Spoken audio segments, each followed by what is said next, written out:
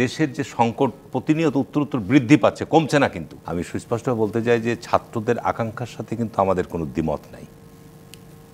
ছাত্ররা এখন নতুন প্রজন্ম, তারা সবসময় কিছু ভাবনা, কিছু চিন্তা তাদের মধ্যে থাকবেই, আমাদের চাইতে আরও বেশি অ্যাডভান্স চিন্তা ভাবনা থাকবে।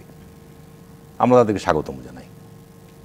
গত জুলাই আগস্টের ব্যাপক রক্তপাতের মধ্য দিয়ে একটা পরিবর্তন এসছে এবং বর্তমান যে অন্তর্বর্তীকালীন সরকার গঠিত হয়েছে তাদেরকে আমরা পরিপূর্ণ সহায়তা দিচ্ছি, সমর্থন দিচ্ছি, সহযোগিতাও দিচ্ছি। এখন আপনার বিষয়টা হচ্ছে যে এইটা তো জুলাই আগস্ট একদিনে তৈরি হয়নি। গত 15 বছর যাবৎ আমাদের যে পরিমাণ গুমের শিকার হয়েছে, যে পরিমাণ বিচারবহিত হত্যাকাণ্ডের শিকার হয়েছে, যে পরিমাণ আমাদের পার্টির নেতাকর্মীরা মামলার শিকার হয়েছে, হয়রানির শিকার হয়েছে, জুলুম নিপীড়নের শিকার হয়েছে, যার ফলশ্রুতিতে দেশে আমরা মানুষের অধিকার প্রতিষ্ঠার জন্য, মানুষের ভোটের যে ন্যায্য তাদের অধিকার সেটি প্রতিষ্ঠার জন্য কিন্তু আমরা দীর্ঘ 15 বছর আমরা সংগ্রাম করে আসছি এবং তার চূড়ান্ত রূপ ধারণ করেছে জুলাই আগস্টে। এখন এখানে আপনার বিভিন্ন রাজনৈতিক দল, বিভিন্ন গোষ্ঠী, বিভিন্ন ব্যক্তিদের বিভিন্ন কথা থাকতে পারে, সেটাকে আমি স্বাগতম জানাই এবং থাকবেও। গণতান্ত্রিক সমাজ ব্যবস্থায় আপনার তো ভিন্ন মত, ভিন্ন পথ থাকবেই, আলোচনা থাকবেই।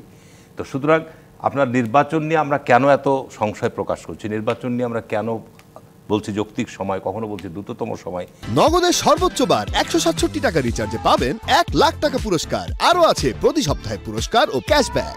তার কারণ দেশের যে সংকট প্রতিনিয়ত উত্তরোত্তর বৃদ্ধি পাচ্ছে, কমছে না। কিন্তু সরকারের প্রধান উপদেষ্টা গত আপনার 100 দিনের যে ভাষণ দিয়েছেন, আমি দীর্ঘ ভাষণে আমি বেশ কিছু বিষয় পড়েছি, কিন্তু পড়ার ফলে এখানে উনি কিছু সময় কাজ করেছেন, তার একটা ফিরিস্তি উনি দিয়েছেন।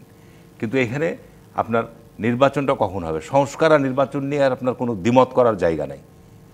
সংস্কারের সাথে আপনার নির্বাচনকে গুলিয়ে ফেলারও কোনো সুযোগ নাই। সংস্কার একটা দীর্ঘমেয়াদী প্রক্রিয়া।